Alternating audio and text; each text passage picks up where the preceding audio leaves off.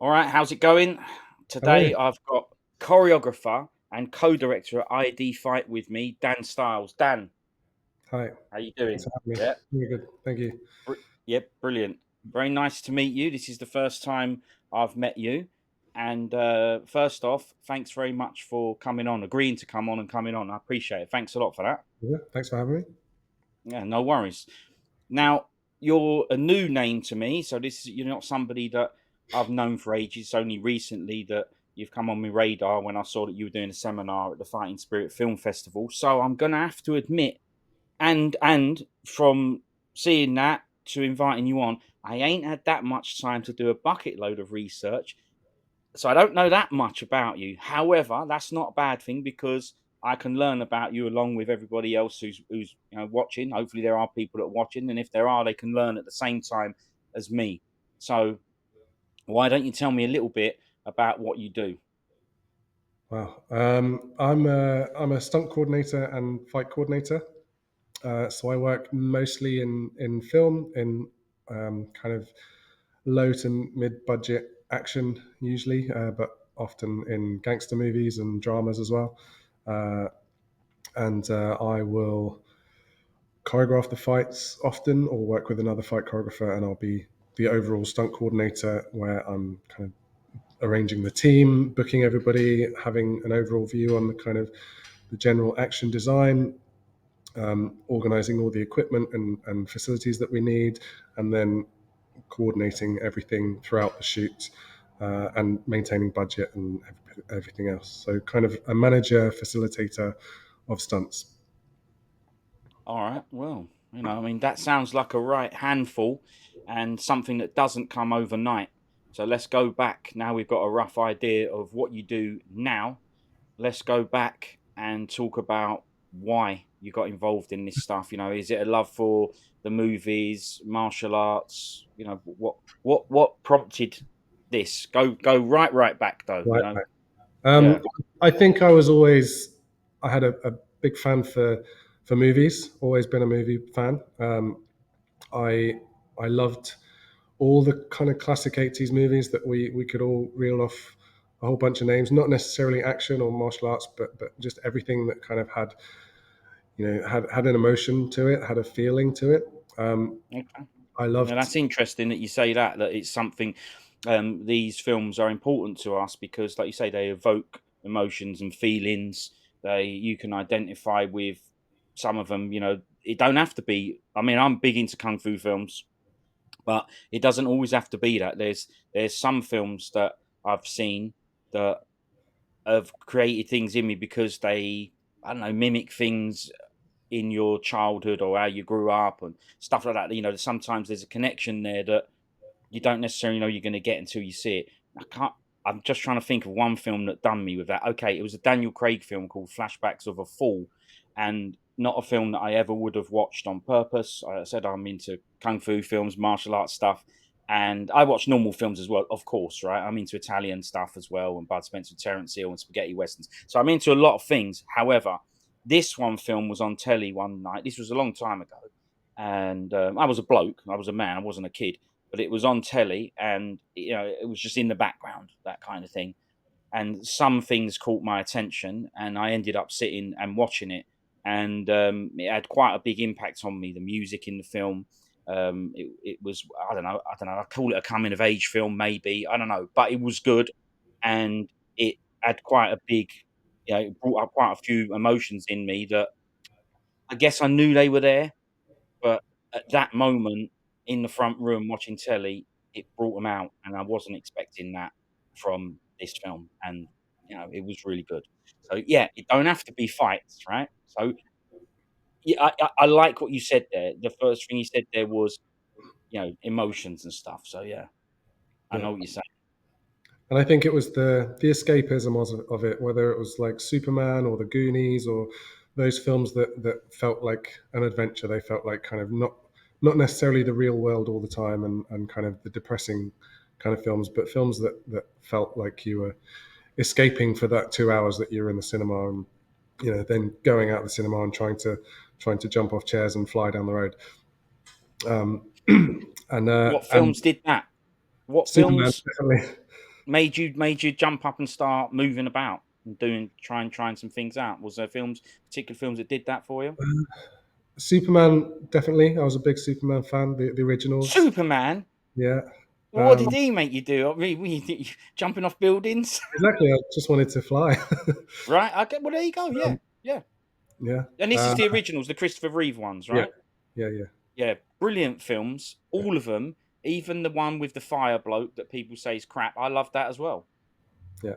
And when you're 5 or 6, no one you don't really care whether it's good or bad. It's just a superhero. Wasn't wasn't bad. He was brilliant. I loved it. Yeah. Um, yeah. I can't, what else? Robin Hood, Prince of Thieves. I love that one. Bit of Yeah. fantasy, bit of swashbuckling. Um, what else? Gladiator. It's a little bit late. I was a teenager then, but Mm. Gladiator was a big thing in my life. So yeah, I love the historical and fantasy and kind of getting out of the real world kind of themes. Um, uh, and then my main kind of I thought I wanted to be an actor. So that was my kind of first inkling into the industry. My mum put me and my siblings into drama classes after school, and we kind of played around and didn't really take it too seriously. And I Mm. got involved in some theatre and some professional shows with some local theatres and some amateur dramatics. So I was kind of getting into acting in my late teens, kind of 15 onwards. I went to actually in GCSE drama. We got tasked with creating a play. And a friend of mine who was in the same class, he did karate classes on the side. And we were like, let's do a fight scene. And we're brothers and we have a fight at the end. So our teacher taught us some probably very basic stage combat. Mm. And we choreographed this fight scene at the age of 15 and did it in our GCSE drama play that we had to do for our coursework. Um, and then, Well, hang on, mate. There's a few things there, and I have a tendency to forget. I'm not making any notes or anything, so I will forget. They're making them in here, but if it goes on too long, I'll lose them. Right. that's right. So there's a couple of things there where you said you was interested in acting or at least pursuing that, and your parents sent you and your siblings to drama school or whatever. And did they do that because you expressed an interest? Because the reason I asked that is because it wasn't just you; it was your siblings as well, or or did they just do that and you found that interest? Because my dad also did quite a few things back then and sent us to different things. And as you say, we were young and we didn't know what we wanted to do, but we did know that we didn't want to be sent to any of these things that he sent us to. None of them, right? But now, as an adult, I say now, I mean, I'm much older now. There was a point when I realised that what he did, I appreciate because we don't know what we want, and he was trying to show us different things, experience different things, which might give us ideas of what we want. He would constantly ask us, what do you want to do? What are you interested in? Now, and if you gave him a clue, you didn't know. The answer was you didn't know, but you didn't want to say you didn't know, so you had to come up with something. And he would always be quite supportive and go, okay, well, that's good. Maybe you could do this, maybe you could do that. But he sent us to things like piano lessons, music stuff. So that's good. And my brother, he is into music. It's kind of in him, music. And just recently, he's always been into it, but just recently, he started to sort of revisit that.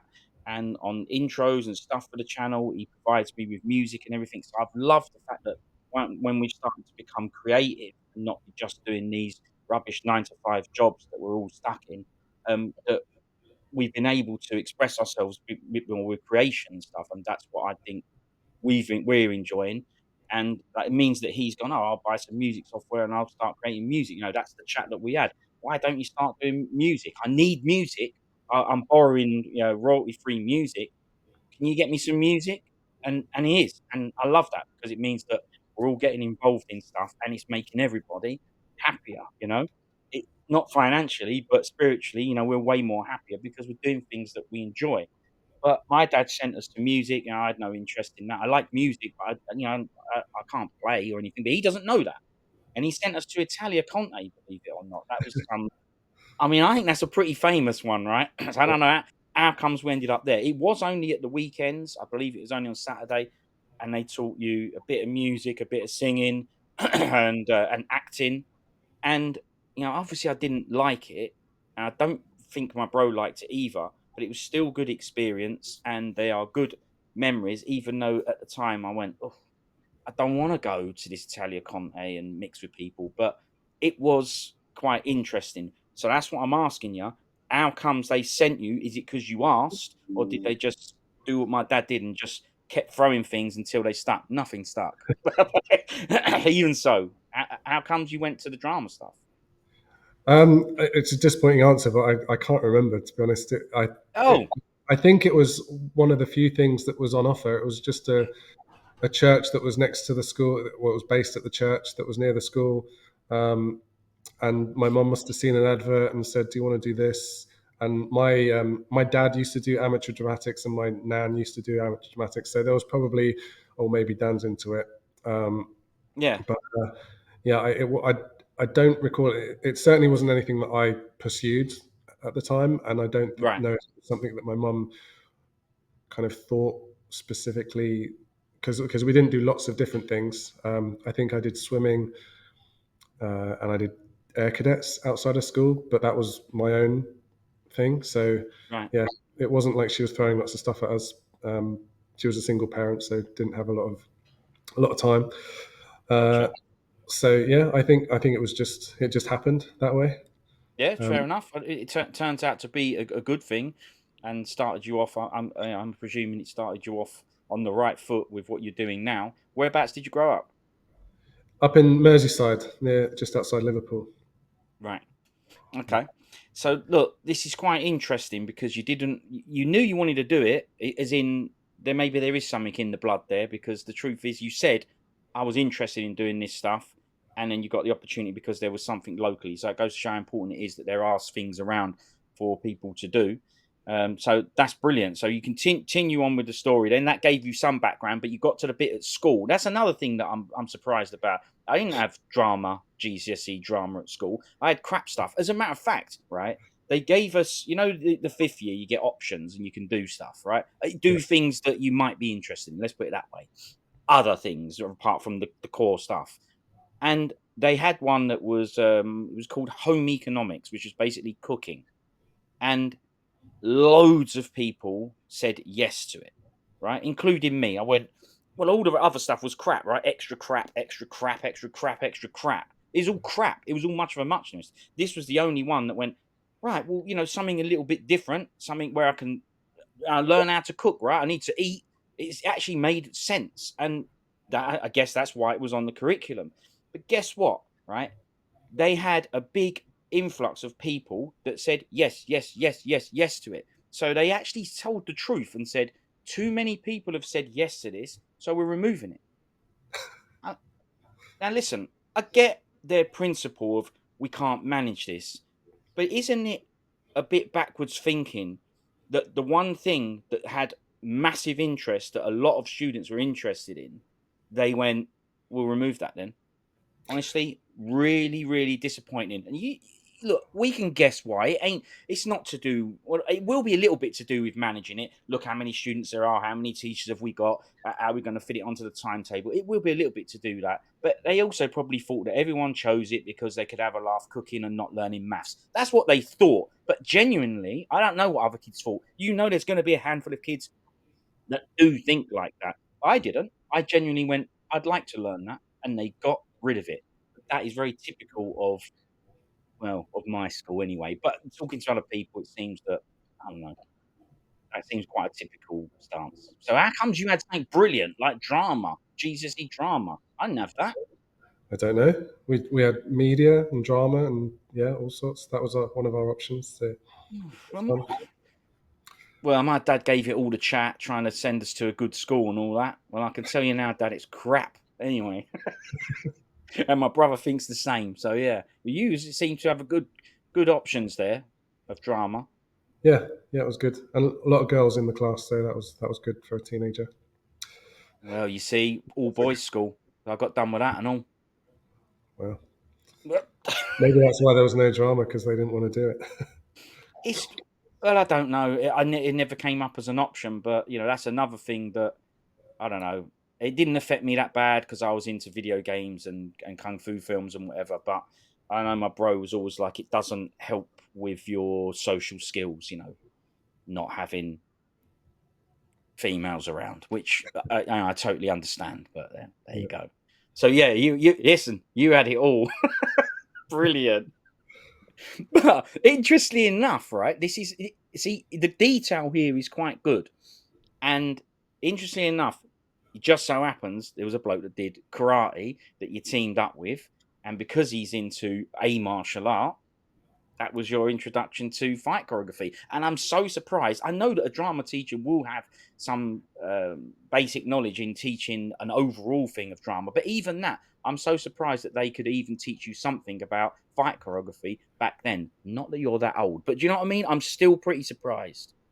yeah. I wish I could remember exactly how they taught it because I'd probably be shocking at the safety of teaching two 15-year-olds how to punch each other. But we got through it. Nobody got hurt. Good. Yeah. Um, So after that, so after that was that, kind of your first introduction, wasn't it? yeah, That's the that was first the fight first. scene you ever choreographed. Would you say That that was. you and the friend choreographed it? Basically. Yeah, there were three of us, so three guys, and we all kind of did it together.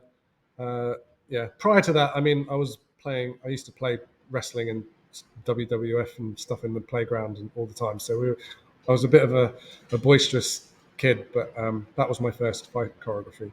WWF, you see, not WWE. Yeah, And you see this stuff again, very stunt, orientation, athletic, very stunt style. The wrestling. Did you have favorite wrestlers? uh, I mean, Hulk Hogan was probably one I remember most. The Undertaker. Uh, who else? They're the two that they were the characters that I remember anyway. You see, this is the thing, right? Characters. Right? I liked that stuff back then, but I liked the characters. The characters, and obviously the stuff that they did was good, but it was the characters that drew me to it. And now they've just got normal names. They're all called John Smith and stuff. It's just boring. Anyway, Yeah. but all right. You know what I mean? It is not the same. In my opinion, it's not the same. But even so, you said you had three people doing it, and it was fight choreography. Do you still know these people? Because I'm interested in whether they know what has happened with your life. The fact that Yeah, I that actually, little thing grew into something so major. yeah, one of them, he was into music as well, actually. So he went down the music route, and he's now a musician with his girlfriend who sings, and they kind of do acts on cruise ships and abroad and Wow. stuff. So every maybe once a year or once every 2 years, when I go home, we kind of try and catch up and go out for a drink and reminisce and talk about the industry and stuff. And I think because we're Brilliant. in similar industries and it's we both have a kind of freelance lifestyle, then Mm. we kind of we understand each other. The other guy I lost touch with after college. But, And ID fight and your current job. You said when you go back home. So where is that based? so I'm currently in London, but back where I went to school in Merseyside is where my mom's So still based. you done the classic bright lights, big city thing, eh? Yeah. Yeah, whereabouts in London did you move? You had to move to London? You moved to London first? Yeah. So my parents are separated. Obviously, my dad lived in London still. So I was born in Watford, then moved up Oh, to Liverpool. Yeah, Hertfordshire. Yes. All right. yeah, Yeah. All right. Hertfordshire boy. Uh, moved up to my mum's family up in Cheshire and Merseyside, and then from about 7 to 18, I was living in the northwest, and then moved back to London, and I stayed with my dad for a year or so, and then found my own place. So I've All lived right. all over London since then. Yeah. Yeah. Yeah. I don't know if you can It's hear this, but it's just started raining, and I'm in it's brilliant. a flat roof, so I'm sorry if this is really loud. It's echoing to Nah, me, but it's all right. Yeah, just I mean, I can hear it, but I love it. I mean, I'm jealous. Let's put it that way. it's So really yeah, heavy.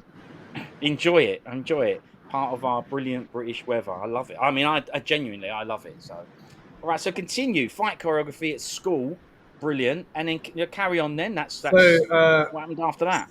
it's a long story. So No, let's have it. It don't matter. Listen, my mum always says to me, right? She always used to say, I like to get to the crux of it. That's what she always used to say. And I've obviously taken that from her naturally because I've realized now, only she's the one who told me after watching these things. She's the one who told me you get to the crux of it. And I went, she's right. I do really like to dig deep and get to the crux of it. And me and my brother always used to say to her that was a made up word.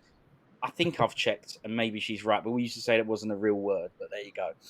That's what doing now. I'm getting to the crux of it. So don't worry about long story. Let's get right. to the crux of it. So, so as I said, we did media at school as well, and that was one of the subjects that I did quite well at. So I didn't really know what to do. Acting wasn't really something that I thought was a career at the time. So I went Mm, to college and thought, well, I'll do media because I was good at it, and there was a good St Helens College was near where we lived, and they had a good department where they had cameras and editing suites and stuff. So I was like, well, that's a bit cool, doing some filmmaking, and they had a radio station and everything. So so I chose to do media, and it was really good in terms of the filmmaking side because they had cameras that we could actually hire out ourselves as students, and we could take mm, cameras out for the weekend. So one of the guys that did that play in drama at school, he hmm. was in the same class as me, doing media.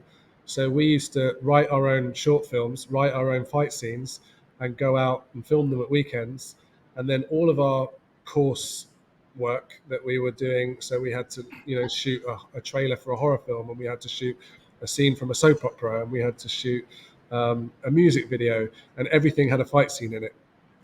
So over this 2 years of doing this BTEC in media, we were Mm. filming fight scenes all the time, any chance we could get.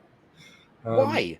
Why though? Because if you'd have grown up like a lot of people watching Jackie Chan or Van Damme and stuff, I'd go fights. But so far, apart from it was an overall thing of all films and just escapism and the Karate Guy and doing an action film, but you continue to y- fighting seemed to be something that you continued down. You've said, regardless of the genre that you were filming, it always had a fight scene in it. What do you think? Where do you think that came from? That it always had to have a fight scene in it.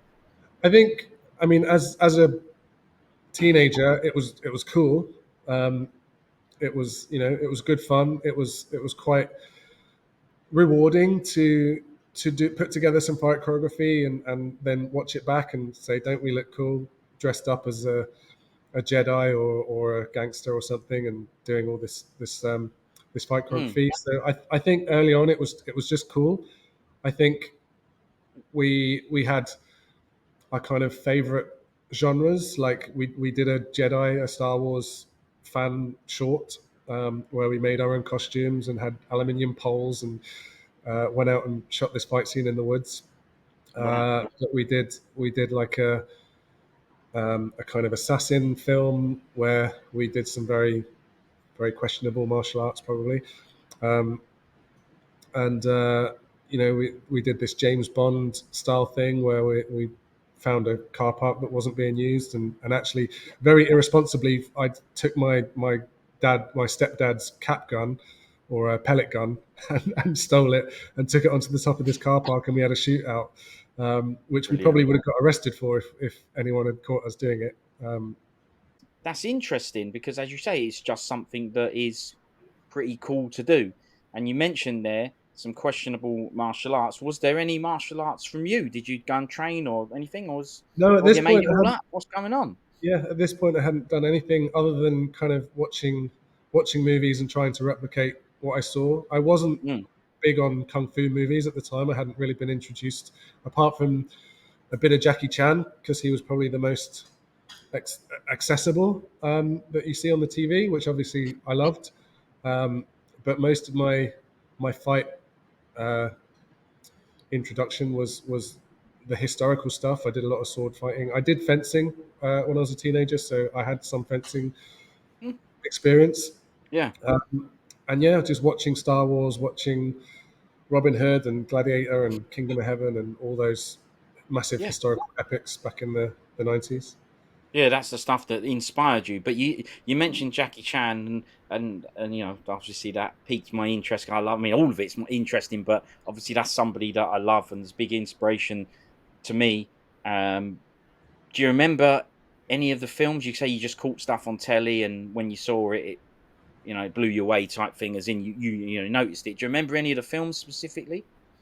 I'm pretty sure I saw kind of the classics, the Police Story and Rumble in the Bronx, and um, maybe Operation Condor. To be honest, I can't remember which ones were from which scenes were from which films. Right. But there's elements that I remember from certain things, and then over the years when I've kind of realised who he was, then I've obviously looked up a little bit more You've got to be and looked. right. Yeah, of course. Give me an element, or an element that you saw in a Chan that you remember. Don't matter if you don't remember the film. Give me an element that you saw and went, "Oh, that was brilliant."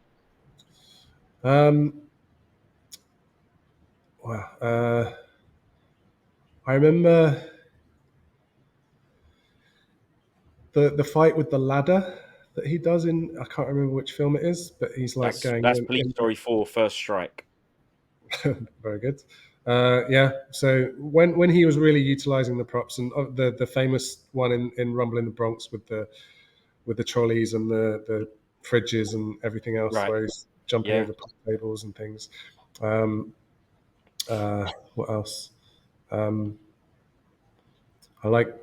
Was it in Who Am I, where he's using the guy's ties and he keeps pulling the ties. Yeah, I Uh, think that is that one. Yeah. Yeah. and there's one in a toy shop, I think, when there's Lego and glass. Oh my God! Toy Shop Lego. That might be New Police Story. I think. I believe so. Yeah, that's a bit of a modern one. I mean, I've seen it, but yeah, that was a bit more of a later one. But yeah, I believe the Lego one is New Police Story. Yeah. Okay. Yeah. Yeah. Yeah. There Um, you go. yeah, So the things like you say, he's very heavily into utilizing the surroundings and yeah, bringing props into it. And as you said, you've seen swords and all sorts that you like as well. So yeah, all right, yeah. Continue then. So yeah. continue on. So that was basically my college. Kind of on the side, I should also say that I was still doing the acting. So I got involved with a professional production company that did musicals and pantomimes. So every Christmas and every summer, I used to go off and do shows with them. And I got quite friendly with the producer director, so I would actually assist him. So I'd go around all of his shows and act as his assistant. So earlier on, I was just kind of taking notes and making tea and coffee for him. But later, he'd actually let me direct the scenes. So Mm. I would go to different shows, and he had multiple shows on at the same time. So he'd go off around the country doing these shows, and I'd be left in one of the venues. I also had a part in one of the shows, but I would kind of direct the scenes and block all the actors, and then he'd come in and tweak a few things and do that. So looking back at it now, that was massive experience just in terms of working with actors and having an authority, which as I was like, this is jumping ahead a little bit, but I was about 20, 21 when I was doing most of that and onwards. But having that kind of responsibility was huge. Having that eye of staging and blocking a bigger piece as opposed to kind of thinking about yourself as a performer, I Well, think was that's invaluable. interesting lessons there, Dan, that you say because you made that happen.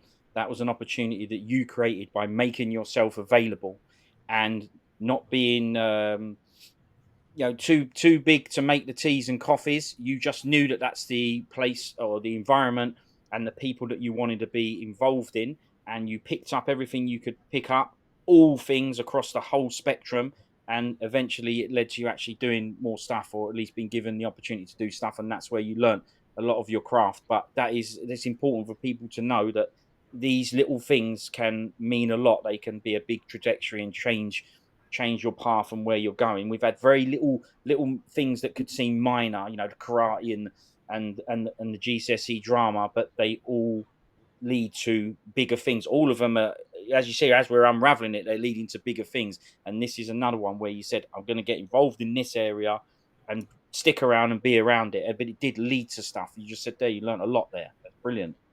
Yeah.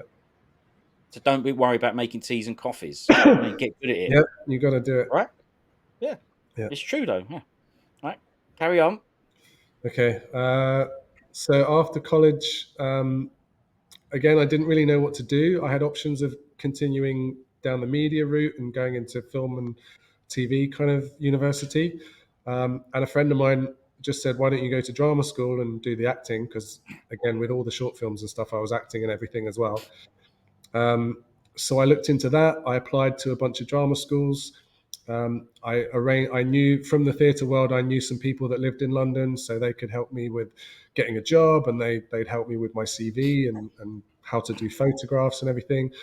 There you Um, go. and and the director that I worked with, I obviously had my dad down there, so I kind of it was all planned out, and then I didn't get into any of the drama schools, so I was just like, oh well, I'll just go anyway. So I moved into my dad's. I got a job in a theatre, and I just started getting all the publications that kind of actors use to look for work, and I just applied to everything I could, and slowly, still on a very small scale, was getting student films and fringe theatre shows and stuff, and yeah, starting See, to that's work. that again. It's another thing: the determination, the will, the not giving up. Because there, you just said that you knew people that was good that could help you with the CVs and where to apply and stuff like that. So that was good because you had some support there, which is good because you built that up. That support is only there because of what you built up previously, and you never got into any of those things. But you didn't sit there and go, "Ah, well, I never got into any of those things." You know, move on. I mean, you did say move on, but you just continued on, you soldiered on and said, all right, so what? I never got into any of those things. Well, let's still go to where it's all happening and let's see what happens. And look, not it's not I'm not saying it was easy, but for some people it's not can't be that easy because you had those things where, okay, well I'll go and move with my dad, right? He lives in London. Okay, someone might not have that, but you had that. You didn't have to take advantage of it. You still thought about that and went, "Well, I'm going to go and do that." So you took advantage of it seems to me you took advantage of all the things that came your way. I'm not saying all of them, but the ones that we've chatted about. But a lot of the things that have come your way that have piqued your interest, you've grabbed hold of and gone. You seem to have been quite switched on to go, that's probably a good thing to do. That's probably a good idea.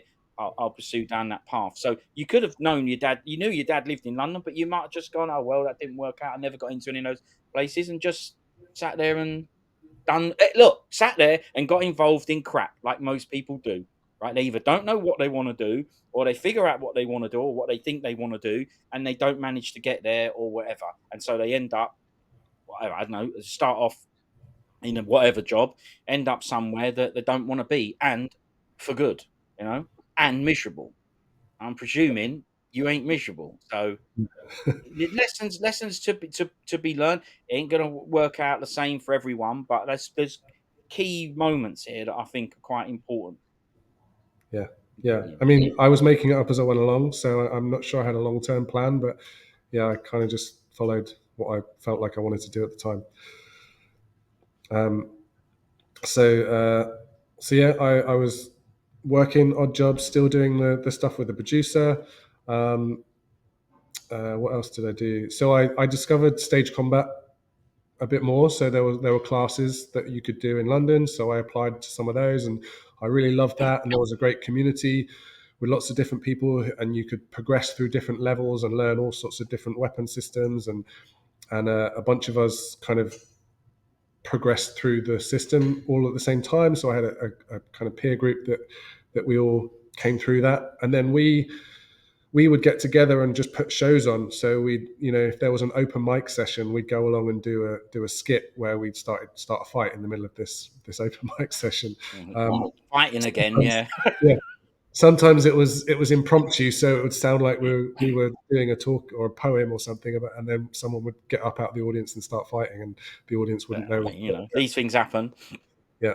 Um, and we did festivals and stuff. So we'd go and put on a display at a local festival and things. So we were kind of finding our own work. I got a job. There was a medieval banquet in London, which, if you've been around, you might know it, but it's been around for like 30, 40 years. And it was No, I this don't. themed, a bit like medieval times in America, but much smaller. Okay. So we didn't have horses because we were in a low ceiling underground kind of dungeon space, but we used to have a sword fight every night. And I worked there kind of on and off for quite a few years. So we did this sword fight hundreds of times. Um, I did more fencing. I did reenacting. I discovered reenacting, which was great fun. A bit like kind of martial arts with medieval weapons, Mm. or Viking, which I was doing, and we got to do these big shows with like 2,000 people, all with steel weapons and shields and going at each other. But although a lot of people think it's kind of just chaos, there is a martial art to it, and we did train every week about how to fight correctly. And now actually it's a much bigger thing. There's the whole HEMA, which is historical European martial arts, where people have studied manuals from back in the day, and they've kind of interpreted their own martial arts system from these manuals, and now it's blown up to quite a big uh, niche market for martial artists to do sword stuff. Oh, Um, I've not heard of that. You said it's HEMA, European martial arts. You said is that? Yeah. That's, yeah, oh. so it's like all the Eastern martial arts all had this big prominence. Like everyone knows about kung fu and karate and kickboxing and everything else, whereas the kind of historical European stuff didn't really get much prominence because it wasn't Mm.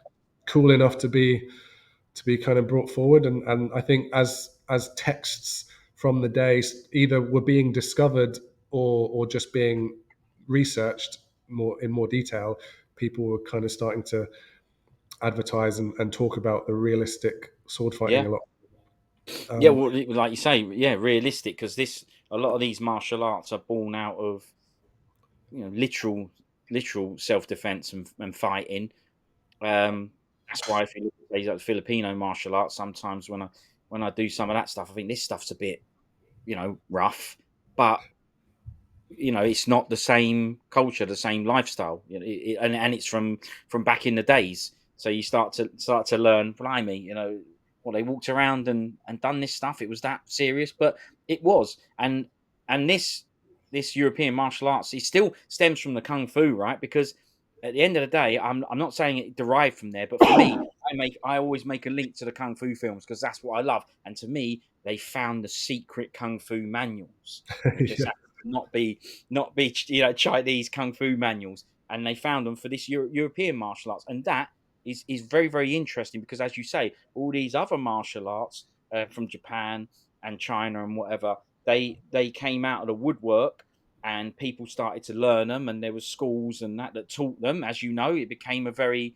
commonplace thing to have in your local town, a martial arts, taekwondo from Korea or whatever. There was something for you, mostly Japanese to start with, but these things grew, and there hasn't really been, like you say, a European martial arts. It's obvious there was European. It's obvious there will be, right? The culture will have it, but yeah, it was buried in the secret manuals that have now been researched and unearthed. So yeah, yeah. brilliant. It was just the tradition, really. Like obviously in the East, the tradition is handing it down, and you'd have your master passing on the secrets to the student, and then they would Hmm. teach their students. Whereas once swords went out of fashion in Europe, nobody taught it anymore, and there was no kind of Hmm. passing down of tradition, and things were more developed into modern world. Whereas in the East, it was much more about maintaining traditions of the ancient world.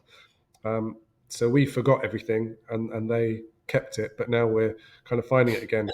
And interestingly, the most of the people that have studied these texts from the European um, treatises, the books, they had a martial arts background in usually multiple other martial arts, so Kali and Kendo and things, and they've been able to translate these texts because they understand the mechanics of the human body and they understand the mechanics Yes. of sword work. And they go, oh, this move that I think is being displayed in this picture here is just like this move in Kendo or this move in Taekwondo or something.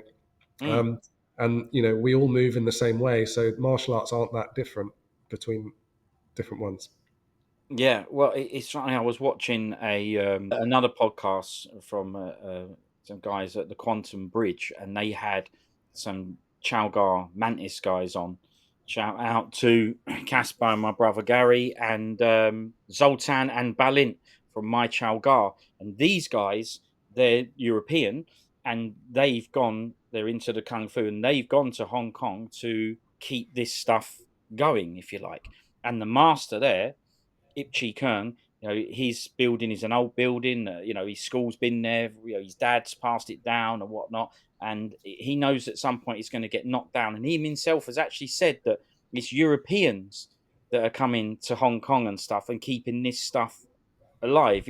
People that they wouldn't normally be teaching, that they wouldn't normally know, but the world has become a lot smaller, and these people are going over there. And of course, he's saying, I don't have people to pass this on to now. So it's getting diluted now. As you say, historically, it has been like that. But it is actually getting more and more diluted. But it seems to be that, Westerners and Europeans are the ones going, oh, we'll keep this alive. And these Chinese Kung Fu masters, they like that because they need people to carry it on, or at least they want people to carry it on. So the relationships that are building are not typical, if you like, but it's still continuing. So yeah, I love hearing about this stuff. I always knew that there would be these unearthed martial arts from these different cultures. And what you've said there, because I didn't think of that, but you just told me there that look, it probably didn't get passed down and whatever. Number one, because of traditions, and number two, because things progress to a point where what do we need swords for? It just wasn't part of society. So yeah, it gets buried, but it weren't buried. Well, it was buried, but temporarily. The secret manuals are out, so it's good, it's interesting. Yeah. Yeah. Yeah, so that was all really cool, and a wide variety of experiences. The uh, the reenactment was crazy because there's no choreography, so you're facing off with someone and you don't know where they're going to attack. So it teaches you, just like martial arts in sparring, it teaches you good technique because you're having to defend yourself. Mm. There are safety elements, and we have protection and protective clothing on. But you had to know how to parry, you had to know how to block and attack and avoid because someone's trying to hit you, and you got some nice bruises if you didn't get it right. Right. And what else? So I was maintaining acting as much as I could. Uh, Anyone that does it will know it's a very competitive industry, and it can be very difficult to get work, and it's very saturated. It's very hard to get anywhere. I didn't have an agent early on, so I was doing everything by my own applications and wasn't really getting seen for anything really significant. Um, but I was kind of seeking out, maybe not always intentionally, but I was often getting cast in roles that were the thug, the gangster, the police officer, the soldier, and so I was also in film and theatre getting a lot of experience playing these roles. And if it had a fight scene, because it was low budget, I'd usually just choreograph it myself with the other actor. Um, and over time, I was doing a lot of choreography through that and the other stuff with the friends and colleagues that I was talking about. Um, and so over time, I think I realized that I was getting more of this fight work and more, particularly in choreography. But I still felt like I was just the actor, and I wasn't really experienced enough to teach or to fight direct and choreograph outside of my own what I was doing myself. Mm. And so I was, anytime someone approached me and said, "Oh, do you want to do this?" I was like, "Oh, no, no, no, I'm just the actor, and I'll help out. And I know this teacher or this person that taught me, and they can do it." Um, and after a while, I realized I was giving away quite a bit of work that I enjoyed, and I was getting more of it than I was getting the acting work. So I decided to go and do a teaching apprenticeship in stage combat. Yeah. So the people that taught me, I kind of went through them. I had like a mentor teacher who I would follow around to different drama schools and different shows, and I would assist them and work with them. And it was a structured system for the British Academy of Dramatic Combat.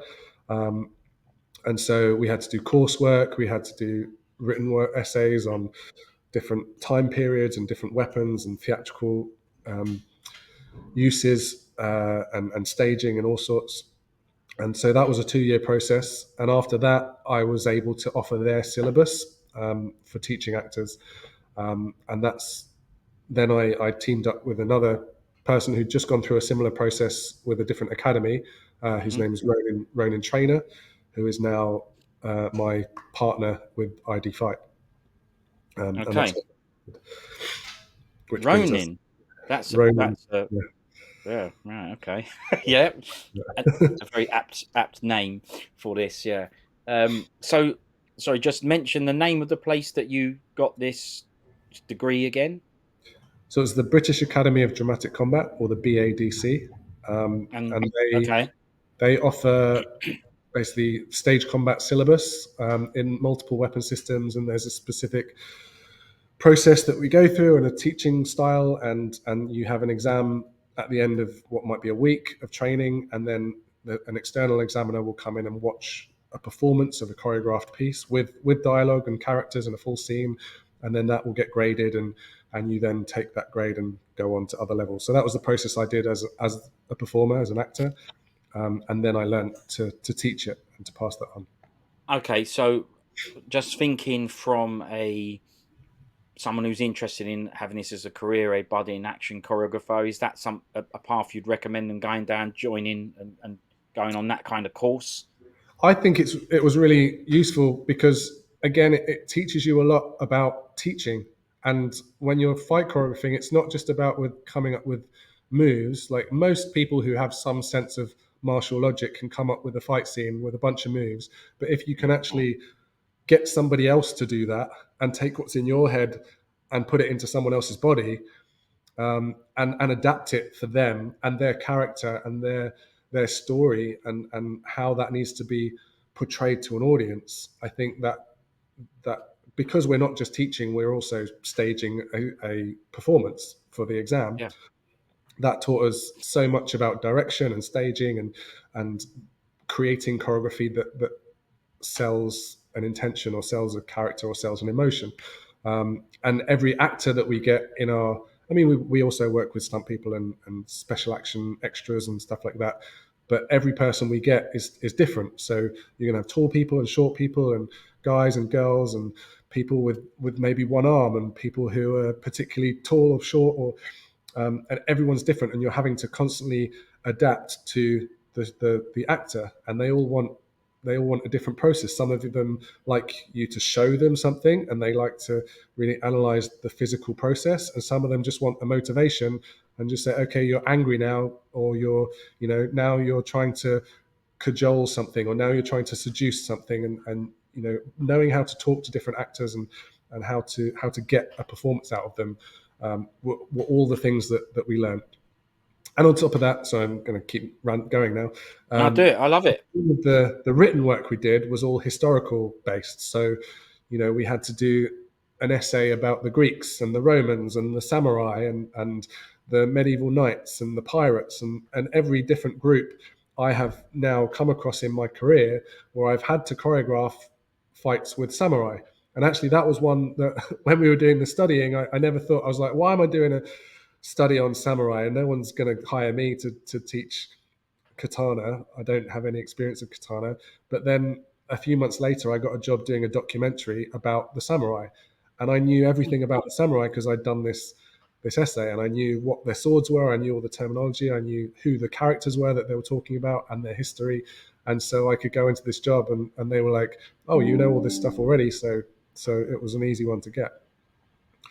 Yeah, perfect man for the job, and as you say, so there's more lessons there where you just learn everything you can, take it all in, do the best you can at the time, which you did, and you remembered all of that. You worked hard while you were there doing those essays and learning that stuff, and it served you well, right? Because you didn't know where it was gonna lead you, but yeah, that's it. Good stuff. Good stuff. Yeah. So that Yeah, that that is a good place for people to learn stuff, and I appreciate the detailed breakdown there of the kind of things that you gained, the experience and knowledge that you gained from doing a course like that. And that was 2 years, yeah. yeah. Yeah, no, all right. I appreciate that breakdown. That was interesting. It's good for people to know what they can expect if they want to do something like that. So Yeah. continue on, sir. Okay. So about the same time, I now felt I had a qualification behind me, so I had a bit more credibility, or at least permission to go out and say, well, now I can choreograph. And so I was applying for things that I wasn't in as an actor, and that's when things kind of took off a little bit. It was still starting on a very low level, and like student films and short films and very low budget features. But I did two jobs. One was called The Gangs of Tooting Broadway, Hmm. and one was called The Harsh Light of Day, which one was obviously a gang film and one was a vampire film. And I did fights on those. And the people that were involved in that, so the producers on one and the production manager and production coordinator on another one, then went on to do other productions, and they needed fights done, so they brought me in and recommended me. Right. Yeah. So I can trace everything I've done since to those two jobs and those people that I Emma Biggins, Chantel Rochester, and Nancy Brassols, and to some extent Thibaut Travers, who've all kind of at least started igniting the beginning of my career, and the films that they took me on to then had a snowball effect that they were then exponentially connecting me with other producers and other directors, and that then kept going. Brilliant. Yeah, that's exactly it. You got the ball rolling. Brilliant to recognize that. Because as you said there, you know, I started off with these little things, only whatever things, low budget little short films and stuff, but they are all part of your portfolio. And as you say, one thing leads to another, and the reputation precedes you. You obviously did a good job on them, and your connections built, and people started to recommend you, and like you say, one thing led to another. So yeah, and you carried on doing it. So yeah, carry on. Yeah, I mean that's then it gets so wide it's hard to track anything. But Right. I think some of my early jobs, I did two films called The Rise of the Krays and The Fall of the Krays. So it was the Kray twins. So there was a lot of fights, a lot of gangster kind of stuff. Um, and the producers from that were connected with the Rise of the Foot Soldier films. So I got introduced to them, and I did Rise of the Foot Soldier 3, the Pat Tate story. And I've since done uh, 3, 4, 5, and 6. I think I've done 4 now. I've lost track of Yeah. how many there are. Yeah. Kept you So on yeah, there. Yeah. all of the Rise of Foot Soldiers. I got introduced to a group of people who work with Scott Adkins a lot, and this is probably where your your viewers are going to get more interested. Um, so I was a performer on a film called Green Street 3, or Green Street Hooligans, which was a sequel to the original Green Street with Elijah Wood.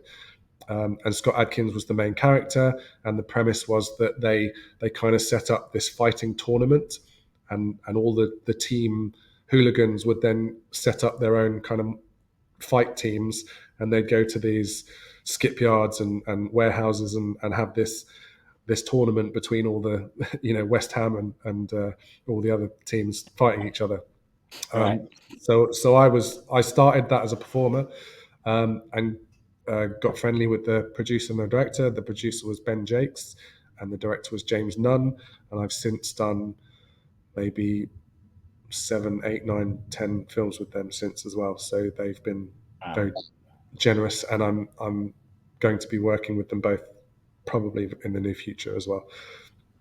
A lot of times with Scott as well. So I got they both produced Eliminators, which was a WWE, now E, not F, WWE produced film with Wade Barrett, or what was his other, Stuart.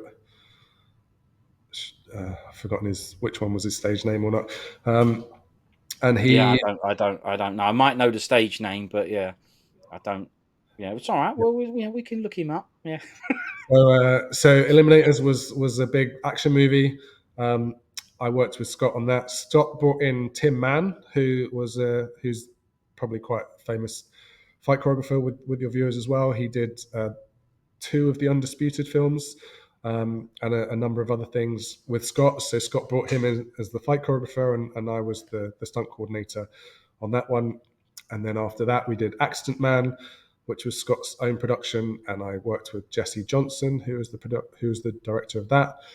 Um, and then I won't get the order right, but I've done Avengement with Scott, where Mm, I did the fights on Avengement, so I was the fight mm. choreographer. Again with Jesse Johnson.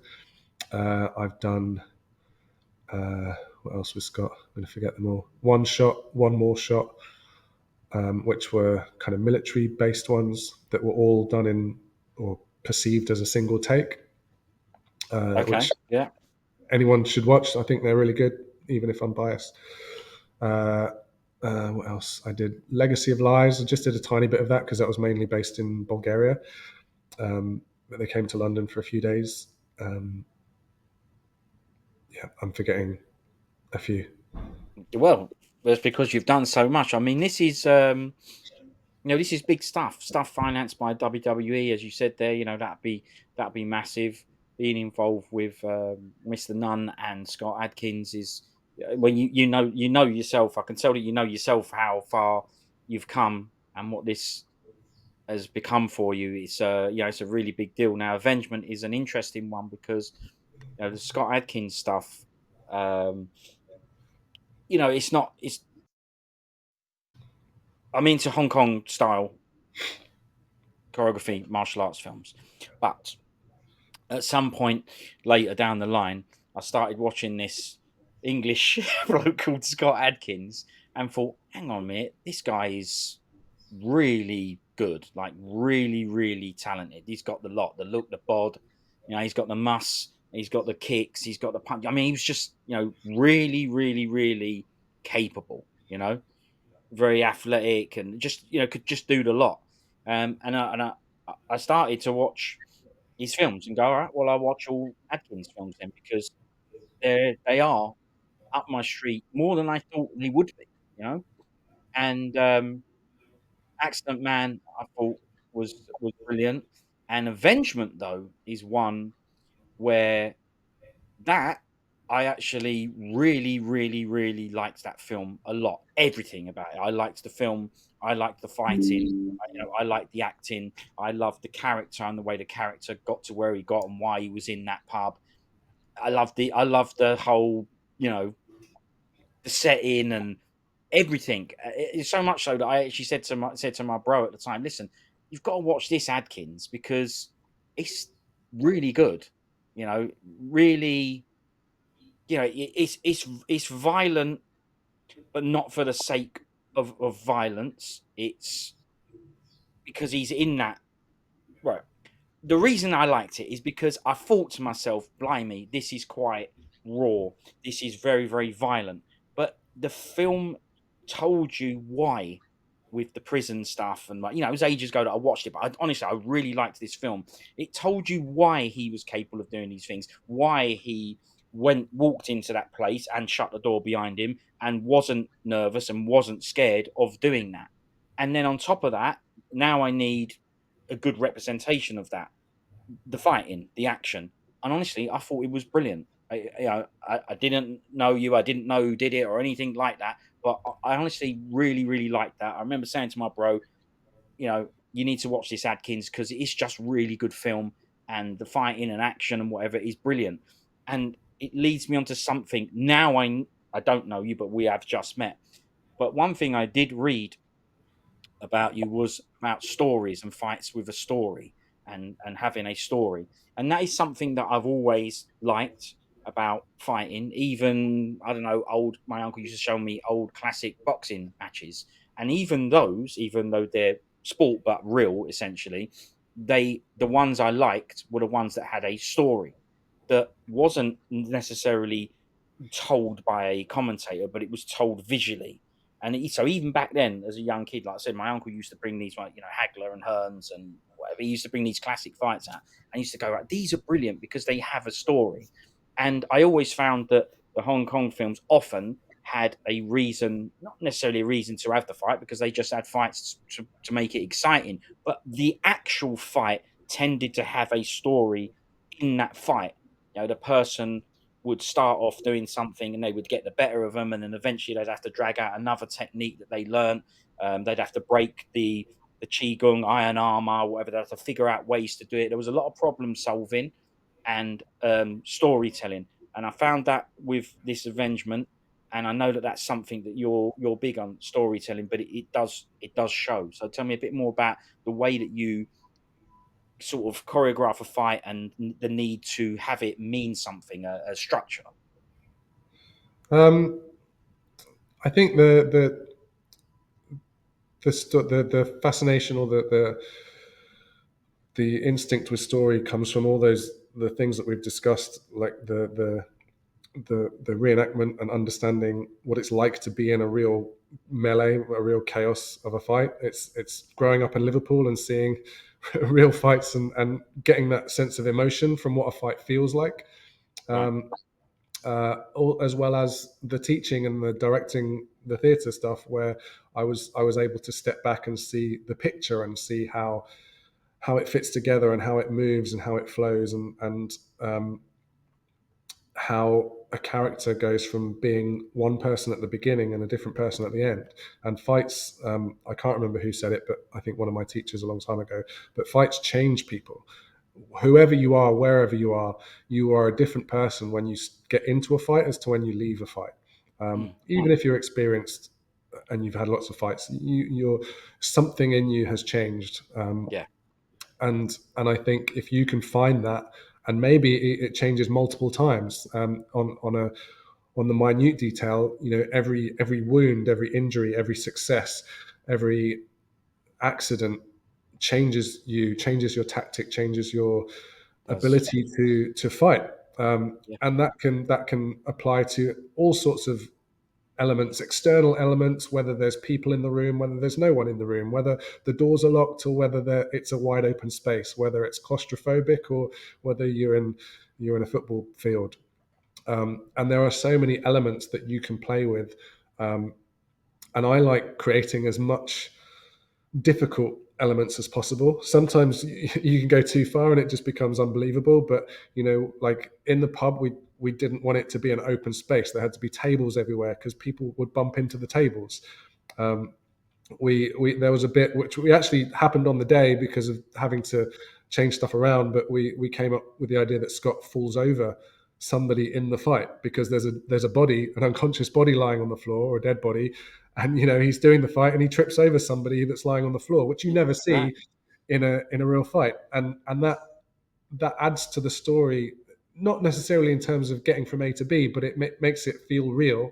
It makes it feel authentic, and that then draws the audience in rather than pulling them away because they're like, oh, this doesn't feel realistic. And I think that's just as important to the story, um, as getting someone from A to B and trying to find those things that change the character, and trying to find the conflict both externally in the fight itself, but also internally in you know the character's belief in themselves or the character's belief in their ability or the other person's ability.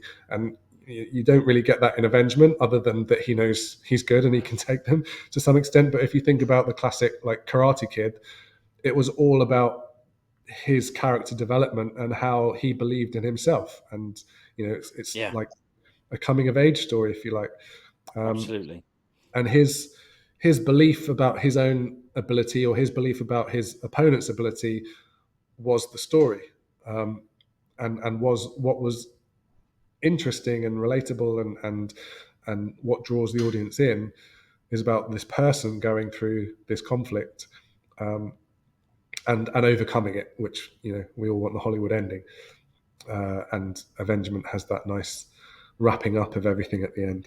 Um, but I think Avengement was a sum of its parts. It had a great script. I think Mm. Jesse did a great job at directing it. It had all of the elements came together. It was a really tough shoot. It was very low budget. We had about 3 weeks to shoot it, um, but it was tight. Jesse knows how to move quickly. He's very experienced in getting things going.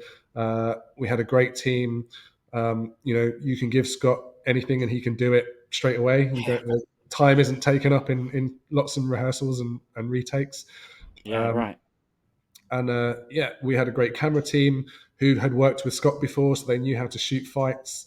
So it was a perfect storm, and I'm really proud and honoured to have been part of it.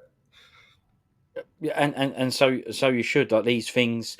Um, what you say about the fights, and they change you. You didn't just say fights; you just said experiences and things. One thing you said there I remember was an accident and stuff can change you. That's just another example.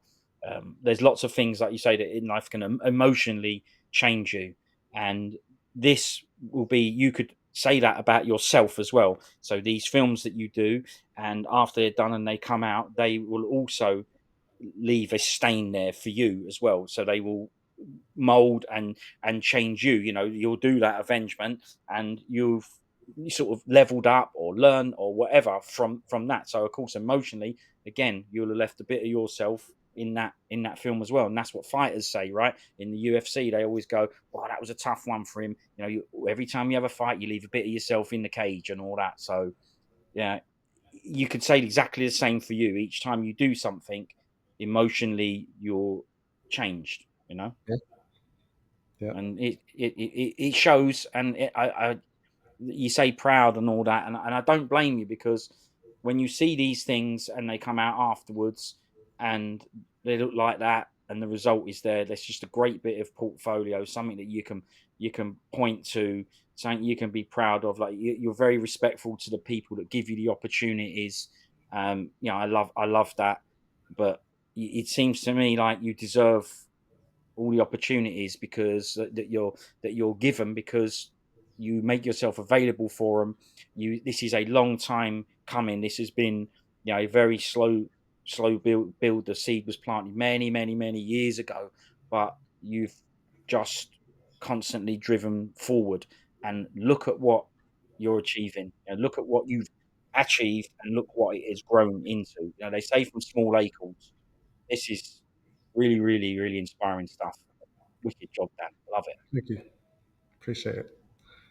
Well, Yeah. no, it's great. I mean, look, I've got a lot of things I want to ask you, particularly about Avengement, or not Avengement, any film. I wanted to. I'm not going to, because we can save it, right? Because there is a lot more that I'd like to go into. Things like how much time you get to prepare, what information you get given, before you do fights like that in the pub. You said, because you're the one who brought up that it was very limit on time and the budget. And like I said, I could go down that road. I'm not going to. I'm look at the time. And I'm going to let you go, because I like um, I like the point we've come to here. We've got to the big blockbuster, in my opinion, big blockbuster martial arts. Adkins, you know, we've got there. So to me, it's a good time to wrap it up, because we've gone from the beginnings, and now we're here. But I do want to ask you more about this stuff. I am massively more interested. But even so, some if I don't give myself a point to wrap it up, at least today, I won't. So, and there is another person sitting there, which is you, and I will let you go. But before you do, maybe just give me an overview of what you're doing now. What's your current, what you involved with now? What's your current project? Obviously, this is all done under the ID fight, and you've got stuff going on. But what's happening now? I have plenty of time, by the way. I don't feel like you've got to rush on.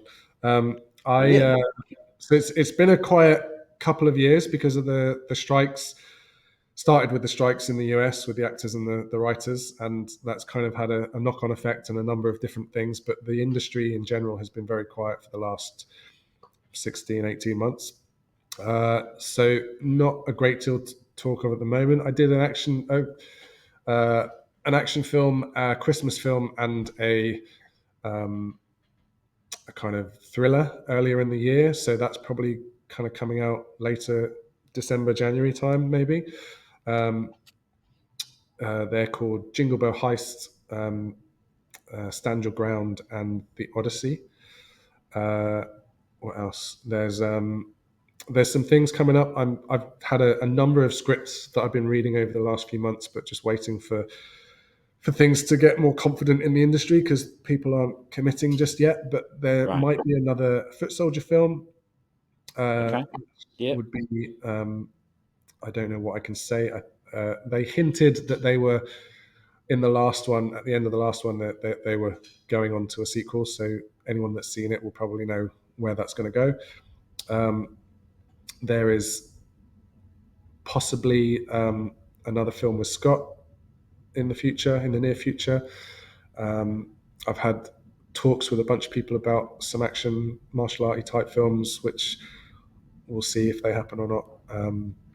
And I've got a drama, kind of a nice sort of coming of age drama over in Wales would be my next job, called Out There.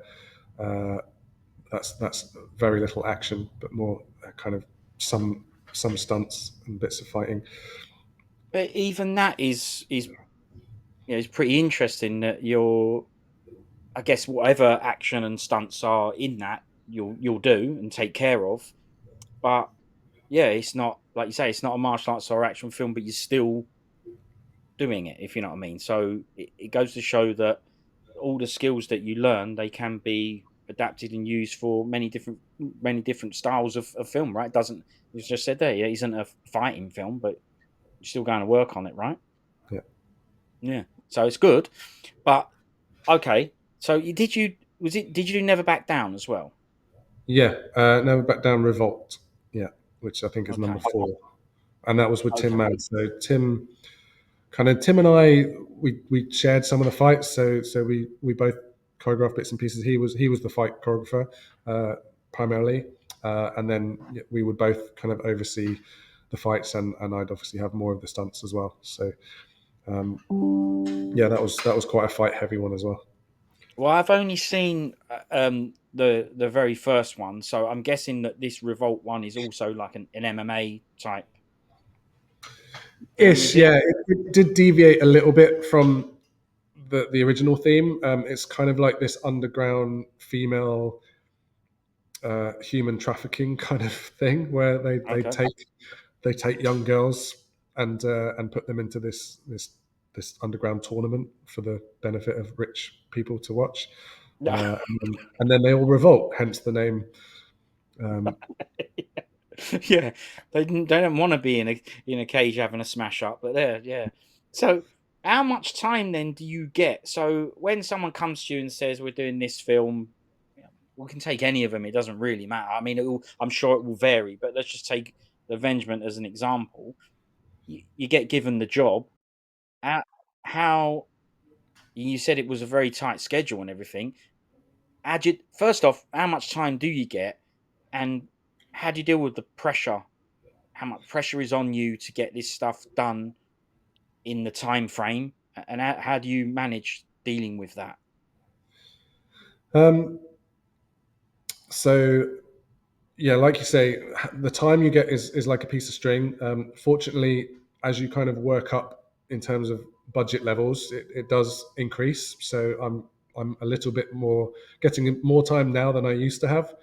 Um, but I think that's great training again. That when you've worked on the low budgets and you don't have time to rehearse and you're doing everything on set, or you're having to adapt and tweak, or things change at the last minute and you're having to change an entire fight scene,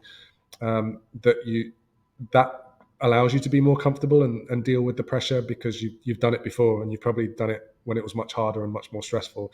So when you're on a bigger production and something changes, or you have less time to do something, or something surprises you, then you're like, well, I've done it before, and I know I can adapt, and I know I've got some tricks up my sleeve to take something out, or to put in something that would work quickly, that I know we can shoot quickly. Or there's different ways of, they might have their plan on how to shoot it, but I can say, well, actually, you could do this in one and save some time. So you'd have those tricks up your sleeve, and yeah, it just comes with experience, really. But I think on Yeah, Avengement we had, I put a lot of my own time into that, so I wasn't always getting paid for the time, but I knew it meant a lot for me to get it right. Right. So I had about 2 weeks rehearsal, just me and my team creating the choreography. And then I had a guy called Luc Lafontaine, who was Jesse's.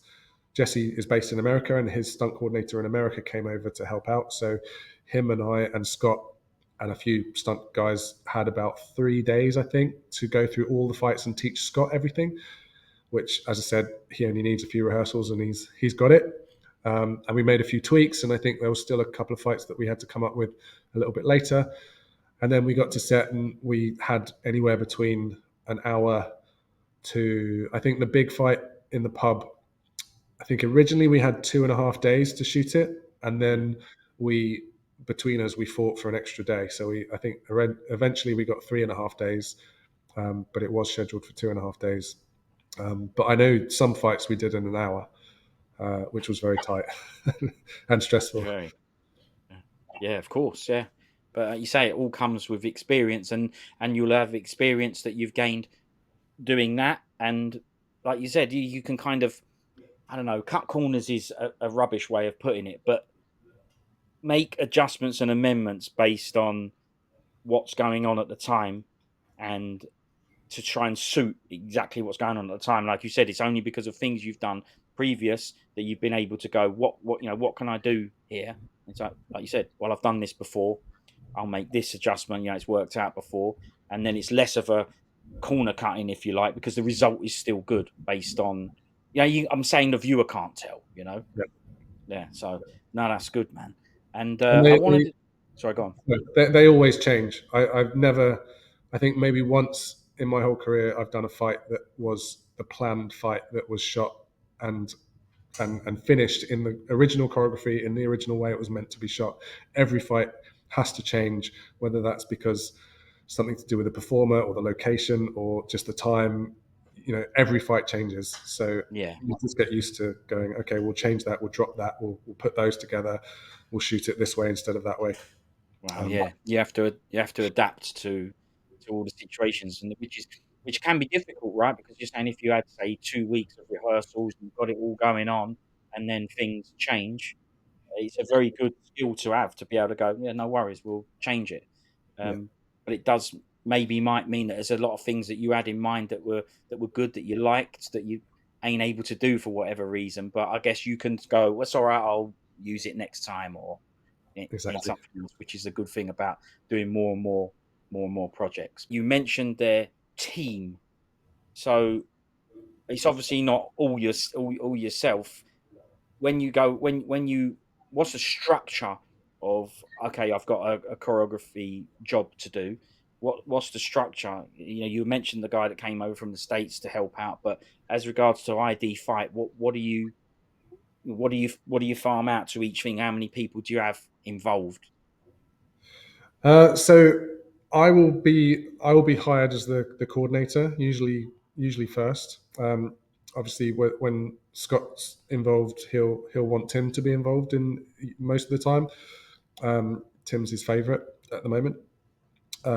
So that might go hand in hand. We'll both be employed together, and then Tim kind of gets on with the choreography while I arrange everything else. So I'll break down the script. I'll go through, read everything that has a stunt element or even a safety element, and I'll then make notes on what is required to make that safe. So that might just be a crash mat. It might be some pads to put on for the actors. It might be a stunt double. It might We might need a day's rehearsal to go through with the actors to make sure that they've got the fight choreography or the action uh, physicality that we're going to do. I might need riggers. I might need drivers. I might need a team if we're doing like a fire burn, setting someone on fire. We'd need a number of safety people around them. We'd need fire extinguishers, and every stunt has its kind of standard equipment list that goes with it. Right. So I would need to source all of that, or I build up my own stock that I've got, and then I'll bring in the team of. I have my preferred group of people that I like working with, and they're kind of talented either all round, or they're talented in their specific skill set, whether that's driving or fighting. Um, and I'm always trying to find the people that fit that job in terms of the relationship with the crew or the relationship with the actor. So if I'm working with Scott, there'll be a few people that have worked with Scott before that I know he trusts, so I'll try to get them in. Um, and as well, I'm kind of working like a casting director, that I'm trying to fit the right faces and the right characters into a job. So if we're doing Rise of the Foot Soldier, I don't want people that look like librarians and school kids. Um, Unless they're beating up a librarian and a school kid, of course. Yeah. Yeah. Yeah, But makes sense. Yeah, you need someone with the right look. Yeah. yeah. Um, Yeah. and then yeah, so I'll gather that team together, go through the rehearsals. All the time, I'm communicating with the production team, so I might have a lot of talking with the art department if there's a lot of weapons involved, or if they're building a set that we need to understand the dimensions of it. We need to talk about breakaways if we're smashing through a table, or if we need bottles to break over someone's head, then we need to talk about how many times we can do it, what we can afford. I'll talk with locations. I'll be talking with costume. If we need to put someone in pads, or if we need to put a harness on somebody if they're doing wire work, then I'll need to let costume know, so they know that we're going to be cutting holes in the costumes. Right. Um, I'll talk to makeup, because if we're creating a fight, that's not written in the script, so we then need to show the makeup department the fight that we've created, so they can go, okay, they've got a wound here, and they've cut their lip, and they've got a bust nose, and because that might be continuity that we might shoot the end of the film before we shoot the fight scene, so they need to have Yeah. the wounds early on. So there's constant development, and obviously Wow. budget as well. I've got to have an overview of the budget, how much we're spending, keep communicating with production if something is more than we expected, or if we need more time or more money for something, then I've got to get that signed off, or just say, well, okay, we can't do that, let's find another way. Um, and then talking to the director, finding their vision of what style they want it to be, what they want their story arc to be, their character arcs, showing them the previs, which is our edited video interpretation of the fights, getting feedback on that. Maybe they want to change a few things. Yeah, so lots of talking, lots of facilitating, lots of health and safety, risk assessments, boring stuff, um, and then get on set and do it as quick as we can. I mean, you have really, really made that sound like a job, which it is, It right? is, yeah. But you have, right. See, here's the thing.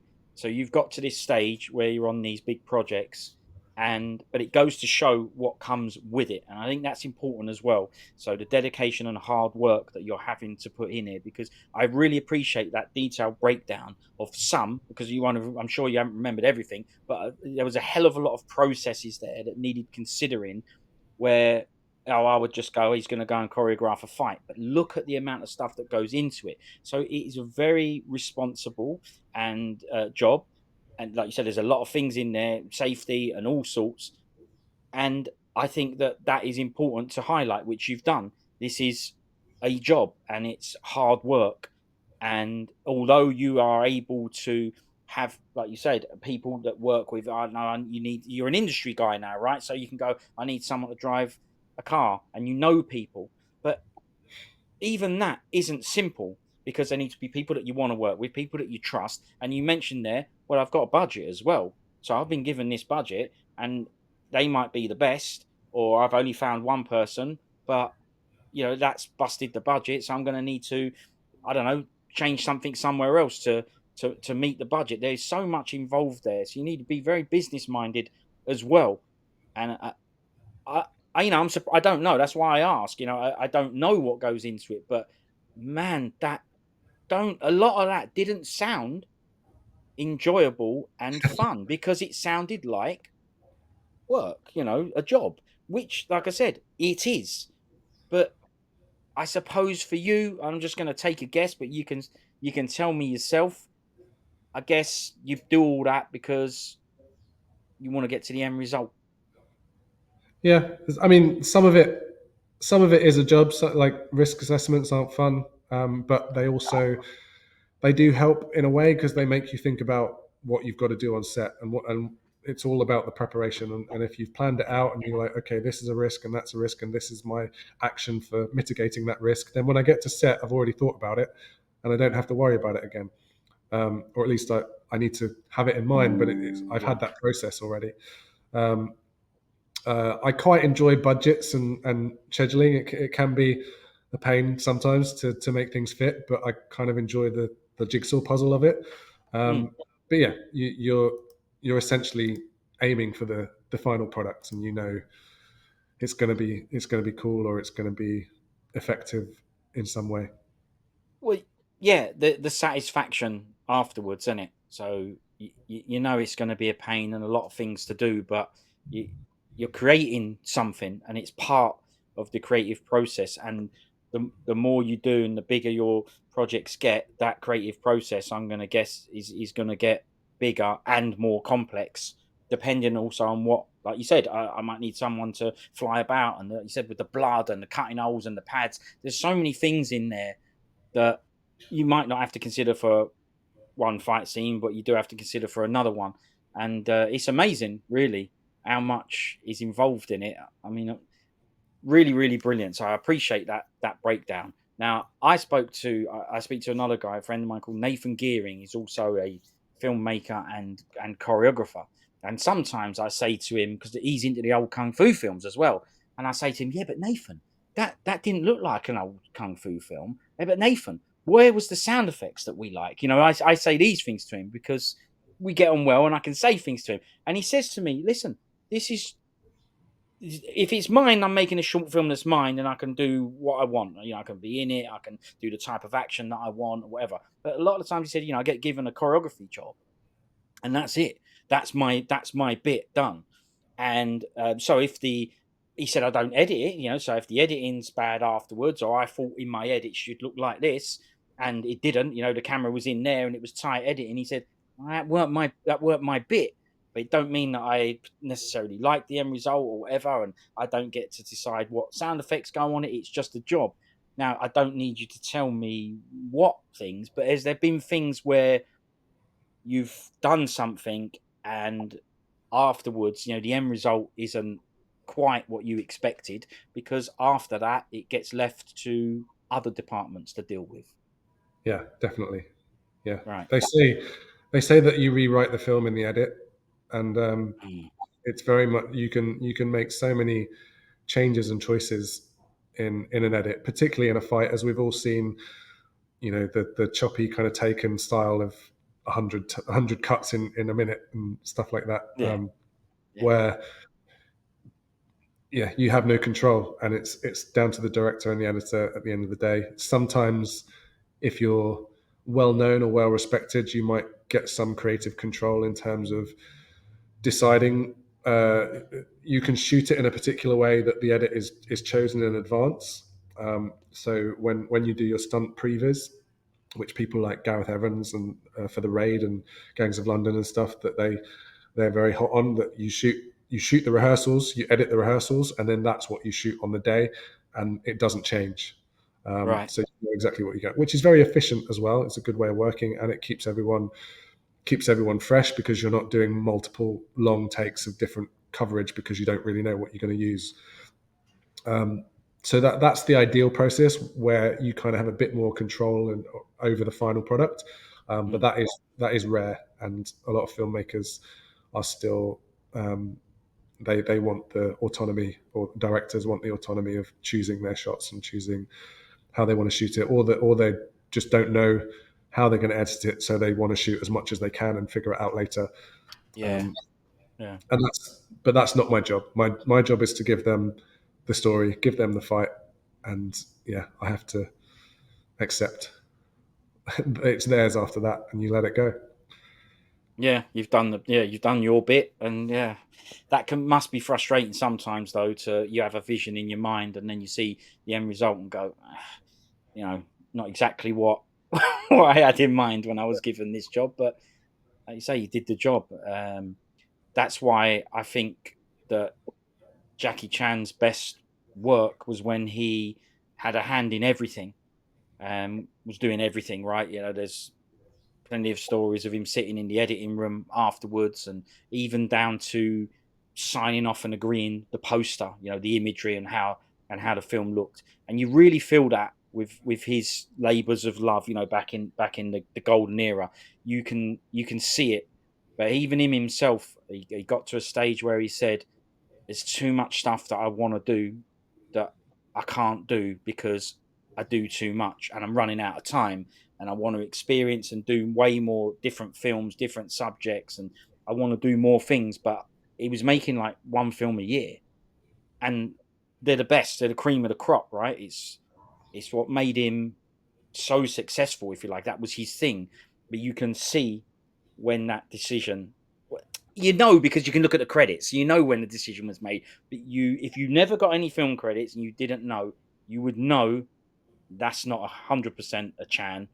And you could see and feel the difference. But he did start making loads more films.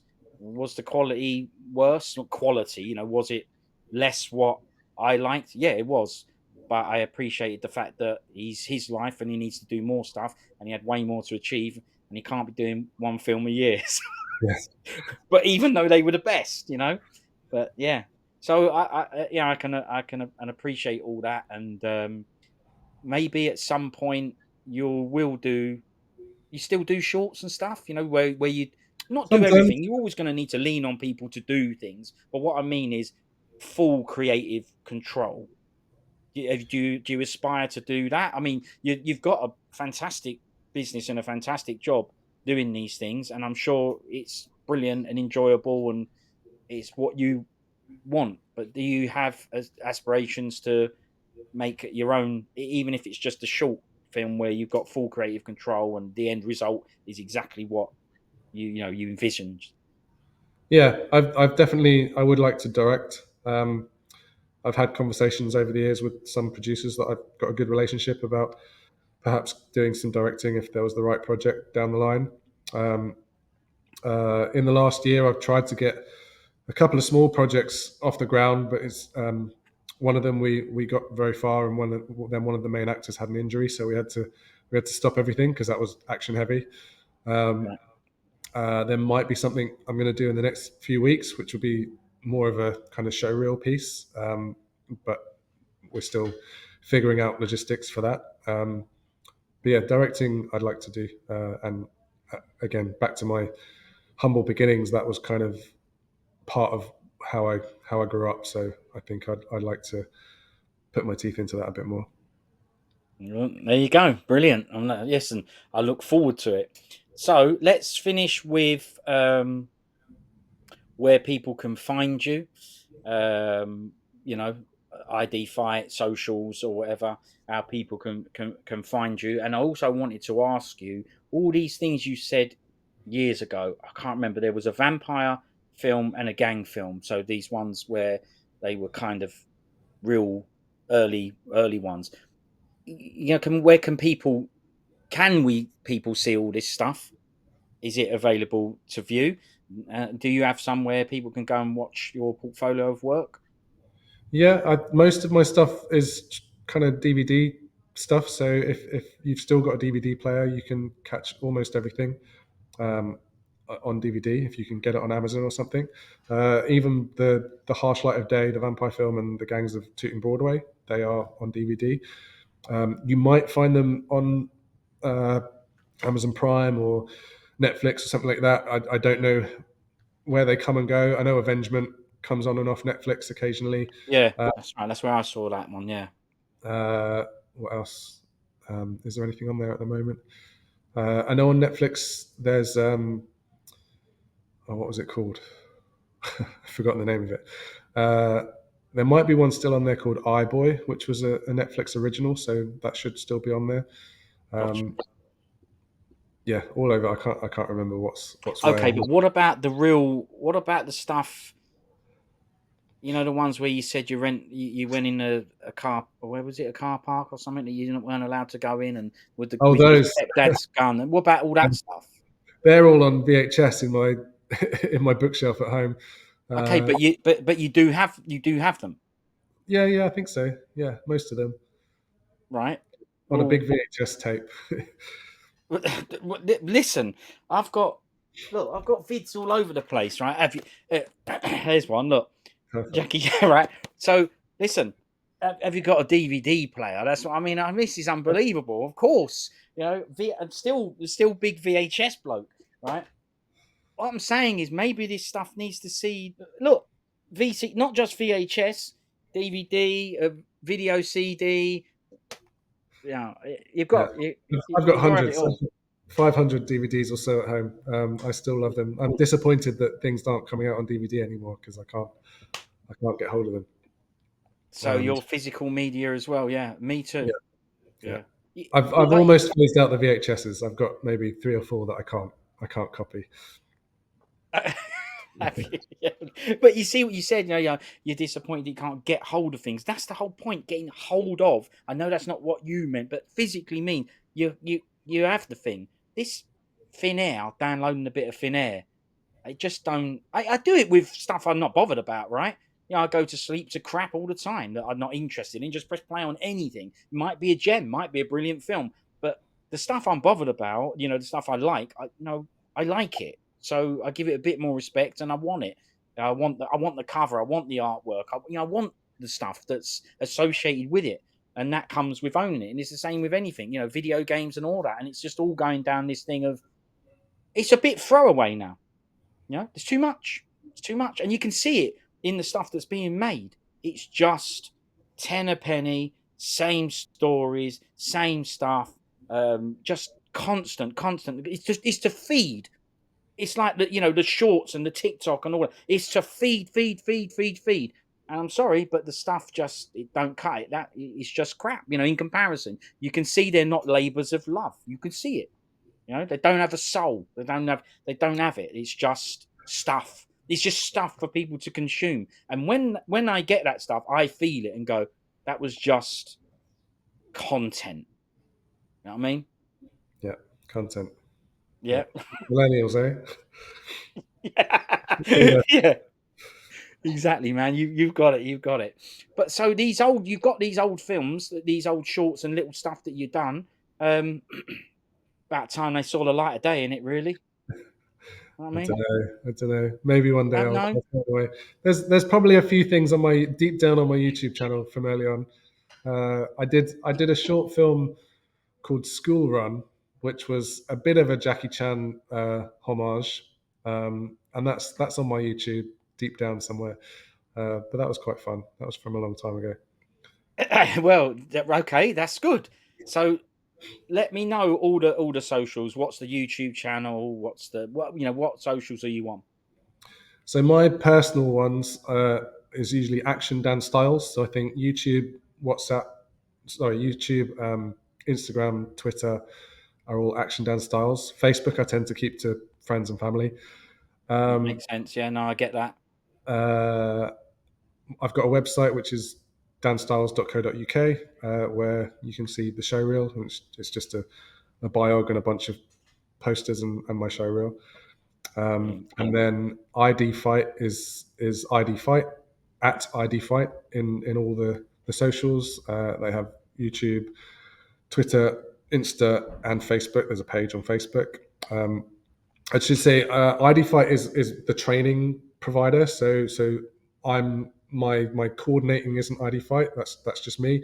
And then the training provider is ID, and we do the combat workshops, we do wire work, we do firearms, we do horse Okay. riding, Yeah.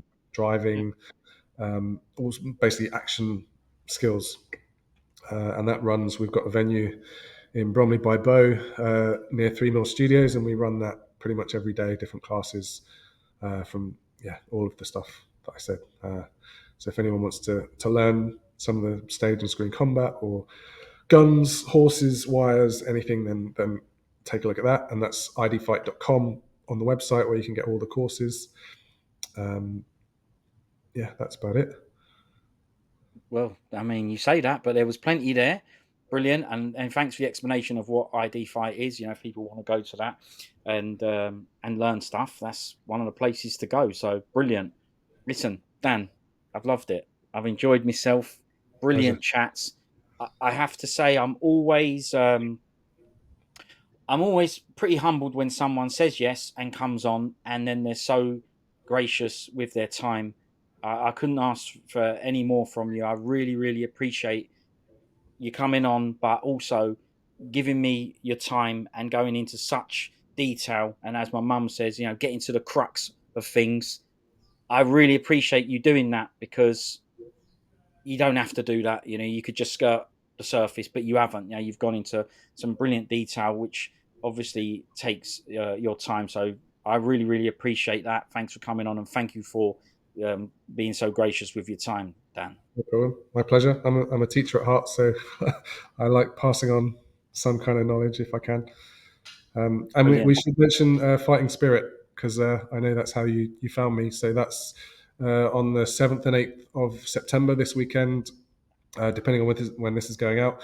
But Well, it's kind of why I never mentioned it, but all right, okay, Gary. No, no, no, apologies. I'll wait till next year. Next September, we'll be no. doing. But I'm happy to mention. Yeah, you've got a workshop going on there, haven't you? Yeah. Yeah, there's a seminar at the Fighting Spirit Film Festival, which is all about character and storytelling in choreography. But it's a great film festival. They do it every year, and it's really championing independent action film. So I've got a lot of time for them, and yeah, check it out. If not this year, but next year. Right. Okay. Well, I appreciate that because I don't have a team to lean on, Sorry, and I do it all myself. And I like to 3 days. create, an intro and all sorts. But anyway, maybe I'll rush it out. But even so, it's only a couple of days away, so I don't know. You can cut that out. No, no, no, of course not. No, no, because no, no, real is real. We still need to mention the fighting spirit, and you do stuff like that, and have appearances and whatever, and teach people stuff. And as you say, very very kindly pass on your knowledge. But all right, mate, we'll leave it there. Thanks very much. Listen, lovely to meet you as well, and thanks Thank you. again for everything. I appreciate that, Dan. Thank you. Likewise. No worries. I'll speak to you soon, mate. Thank you. See you soon. Yeah, it's brilliant. Got you doing that. Yeah, love it. Got you doing the kung fu pay respects. Brilliant. Nice one, mate. Thanks a This. lot. Thanks, Dan. Yeah. Nice one, man. See you later. See ya. Thanks, man.